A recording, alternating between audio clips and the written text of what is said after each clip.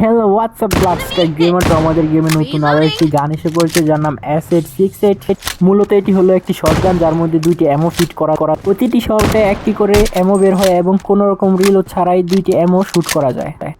আবার এই গানটি যদি ওয়েপন স্টোর থেকে মডিফাই করা হয় তাহলে কোনো প্রকার রিলোড ছাড়াই দুইটি অ্যামো একই সময়ে একটি শট করলেই একসাথে দুইটি অ্যামো বের হয়।